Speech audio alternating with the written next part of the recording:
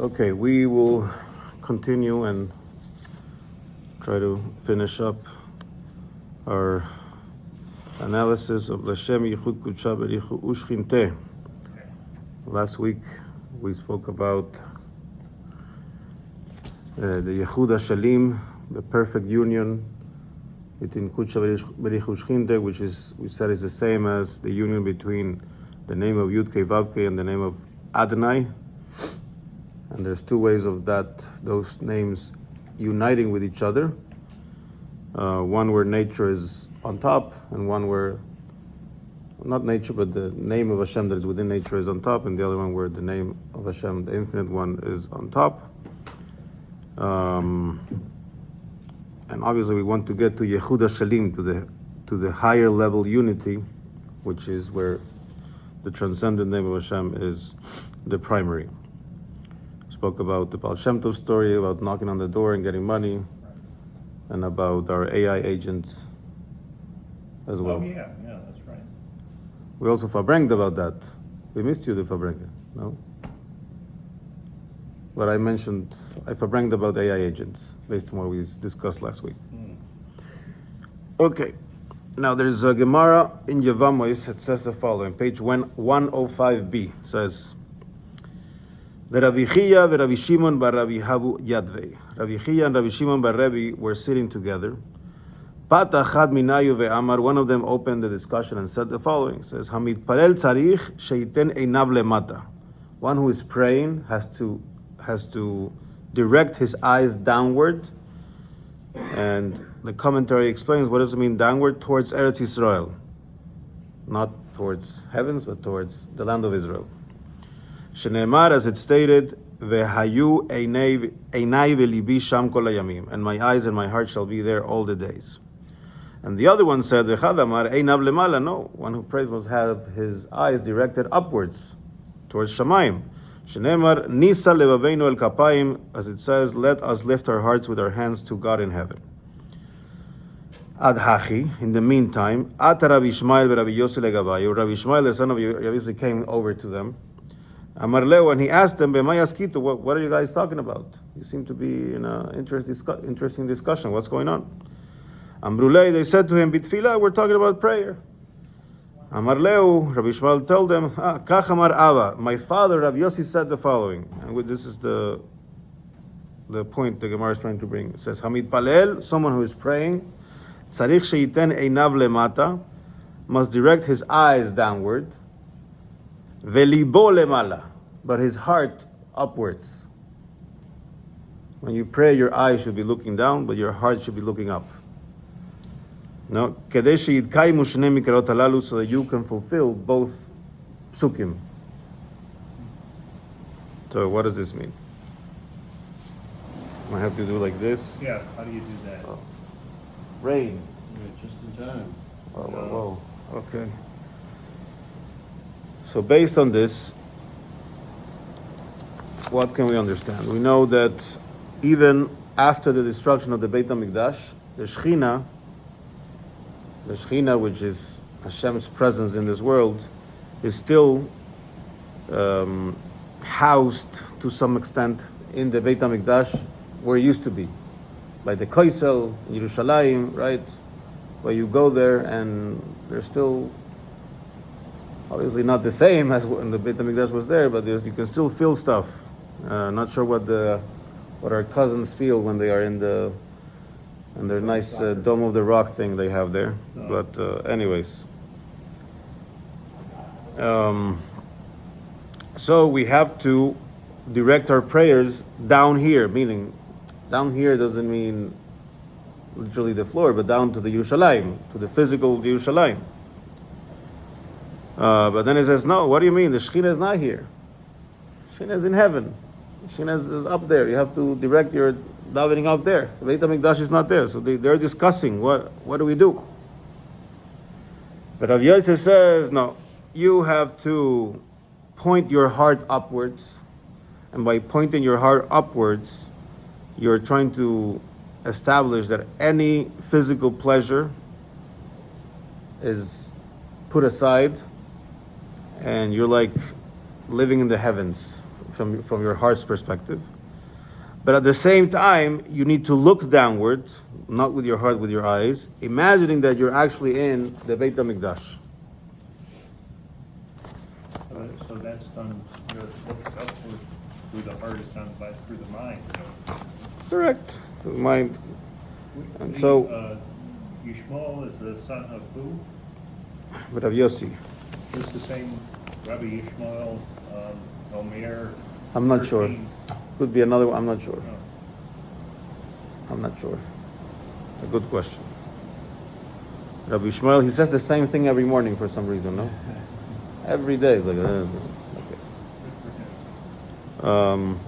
Anyways, we have surround sound today with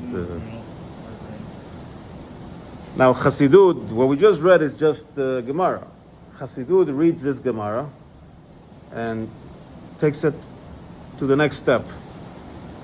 Says this idea that your eyes are looking downward, this is Daat Tachton. This is, we remember we said Kel Deot Hashem. Hashem has multiple understandings. The way we can try to understand him is that Hashem is the only thing that exists, but I still feel myself. So that's why we say down here we are Ayesh, but we come from Ayin, we come from this high place that we can understand. That is Daat Tachton, and Daat Elyon, the higher level of knowledge, is no. Down here we are nothing, and up there is really the only thing that exists. It's very hard to get to Daat Elyon or to Yichuda Ila'a, to the level like when the Baal Shem Tov just knocked on the door and then the money came. But it says this is expressing itself in this discussion. When we're talking about the eyes going downward, that is Daat Tachton. When at the same time you're saying the heart goes upwards, that is Daat Elyon. Yeah? So the heart, which is in some form the headquarters of Kavanah, yeah, technically it's at the head, you're having Kavanah in your head, but if you're really putting your intention to something, it has to be more than your head. It has to be your head being able to control your heart, right? Right. And so here the heart is the designated element. Good morning. Good morning. A designated element of the headquarters of Kavanah, and is representing the thoughts that we are trying to be having during davening as we're trying to connect to Daat Elyon, to Yichuda Ila'a, to the higher level unity. Whereas we're trying to connect to the idea that we are within the sun. Like the rays that are within the sun, they don't exist. We're trying to connect to that idea. But our eyes need to look downward. Our eyes need to look but in Daat Tachton or in Yichuda Tata, in the lower level unity, understanding that there is a physical world, and we are davening for it, and we are here to reconnect, not to then leave to Shamayim, like Nadav and Avihu, right? Nadav and Avihu, the two sons of Aaron, got too excited. They went to the Kodesh HaKodashim, and they left.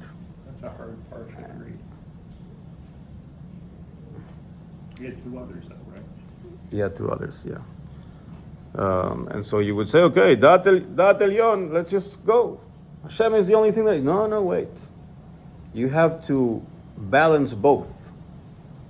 Because we need you here. Hashem needs you here to walk a mile to a shul and make them happy.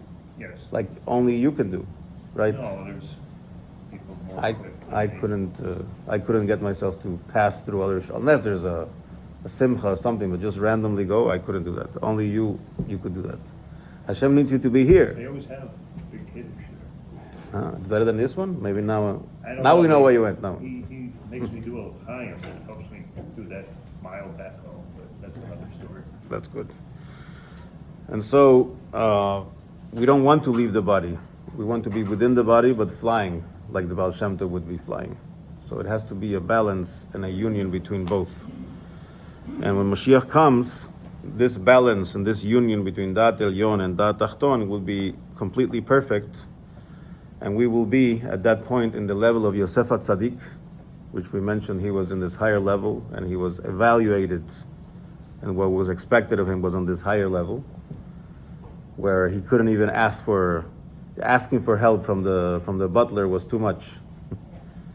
So when Mashiach comes, that will be our reality. We will for sure be able to either knock on the door only or press the AI agent button and get to where we need to go. So again, very small line in the Siddur, but very big message. It's trying to set the stage, number one, for the whole davening, number two, for the whole day. Well, the whole day you should be in the world, but flying, somehow. So why don't we say before we put on the it's for the whole day, why isn't it the first thing we say after the Yichuda? Yeah, it's a good question. Why not? I think there are other people who have different customs that say multiple Leshem Yichuds during the day. So why the Alter Rebbe said this is the perfect place and not before? I mean, not afterward we can understand, right? The earlier it is, the more it makes sense. Why not before? That's a good question. I don't know. But I always wondered about that because when I was taught at Bar Mitzvah, it was twice. Once when the Talit and once before the. Yeah, you're Sephardi? No. There's Siddurim who are full of Leshem Yichuds. Every time you're going to do a different mitzvah, you do a different Leshem Yichud. The Chabad custom is to do it once for the whole day. But yeah, I know, but it's not in the beginning of the prayers. It's before. Well, it's technically the beginning of the prayers, but it's not before Talit and Tefillin. So that would be my question. Not so much why it's not before Hoidu, because those are like preparatory prayers. Now, before Baruch Shamar, you're going to actually say the bracha and start Pesukei de Zimbra. Then I don't have that doesn't make me question it. Why not, as you said, right after Birkot HaShachar? Maybe before Birkot HaShachar. Right. Maybe it's a very good and valid question. Okay. How much? 8 minutes? 9 minutes. 9 minutes. Okay. So we'll just finish with a story. I'm not sure yet what's the connection with the story with Leshem Yichud, but it's connected to Shavuot, and I'm sure we'll find the connection, right? Mm-hmm. We like the stories. We like the story. It's a Baal Shem Tov story. Baal Shem Tov story, they say, if you don't believe it, you are an epicurus, you're an, how do you say it? Erehe. You're like a non-believer if you don't believe the Baal Shem Tov stories. If you believe all of them, you're an idiot. Okay. So which one is it? We don't know. We know. We just have to take the stories and respect them. So there was this nice gentleman called Rav Yoel. So a big Talmid Chacham. He lived in western Ukraine. He did a lot of mitzvot. He learned a lot of Torah. And one day he said, you know what? I want to do the mitzvah of writing a Sefer Torah, which is technically the last mitzvah that is in the Torah, that is mentioned in the Torah. Before that is setting yourself a king, and then you have that one.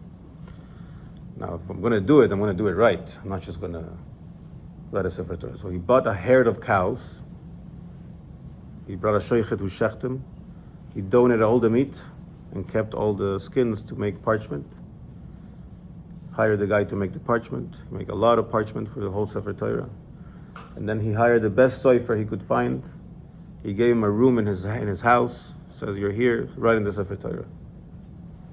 And day in and day out, the sofer would go to the mikveh, and the whole day he would write the Torah, all day.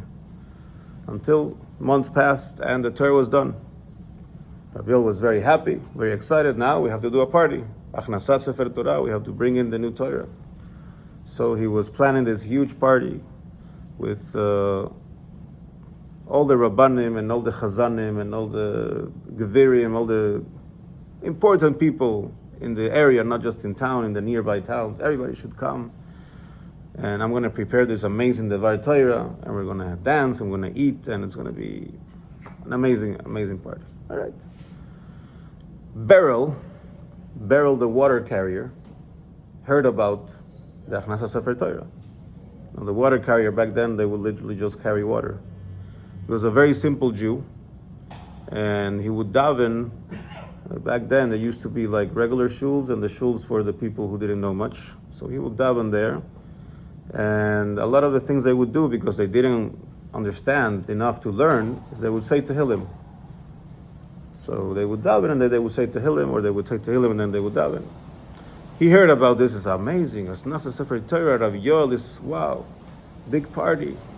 He was very excited, so he put on his best clothes, which was not very good looking, but they were their best. And he goes to the party and he sits down. Rav Yoel sees him. He says, well, what are you doing here? You think because you say Tehillim every morning you're entitled to being here? Rav Berich didn't want to make a scene, so he understood. He stood up and he left. It's not that he came to eat. He thought he came for the Sefer Torah, but whatever. He's not going to argue with the big Talmid Chacham. He was fine. He left. And the party went on. It was all out, and the speech was amazing, and they were dancing, and they were a lot of simcha, and a lot of respect for this new Torah. The party's done. Everybody leaves. Rav Yoel is so happy, and he goes to bed, very satisfied. I planned to do this mitzvah, and I did it with the best I could. He goes to sleep, and he has a dream. He has a dream where there's a big storm, bigger than this one, and then there's a flood, and the waves are taking him from his house, and he can't control it, and suddenly he's in the middle of nowhere, and he only sees a house with a light. He goes into the house to see, to shelter himself from the storm, and they tell him, "Welcome, Rav Yoel. This is your trial." There's a Beis Din with judges. The accuser steps up to speak. Says, "I'm accusing Rav Yoel of making fun of my book and embarrassing Beryl the water carrier." Who is this guy? David HaMelech. Is he making fun of my book, Tehillim? What is this? The judges look at the evidence and says, there's no ways about it. This is what happened. How are you going to defend yourself? There's nothing to say. So they decide, the only thing we can do is keep you here. Says your neshama is not going back to the body. That's it. You had a good life, but you made a big mistake. But suddenly the other birthday boy, yahrzeit boy, not birthday boy, the Baal Shem Tov showed up, right? Because both David HaMelech and the Baal Shem Tov have a yahrzeit on Shavuot. He shows up and says, "My dear judges, if you keep his neshama here, nobody's going to hear about this. Nobody's going to learn the importance of saying Tehillim.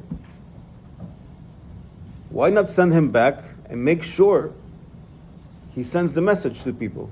Who said that? The Baal Shem Tov. Oh. You don't believe it? You do I- believe it? I'm probably an idiot, so whatever. Anyways. Get me in there. The judges hear him out and says, "You know what? He's right. Let's send him back and make sure people know about this." And so they close the trial. The storm stops. He wakes up, terrified, sweating.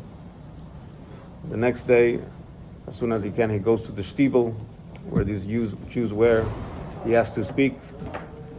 He publicly says sorry to Beryl, and he says the whole story. And from then on, he joined them in saying Tehillim every day, and understanding that being a Talmid Chacham doesn't mean you're going to step on other people. So anyways, Good story.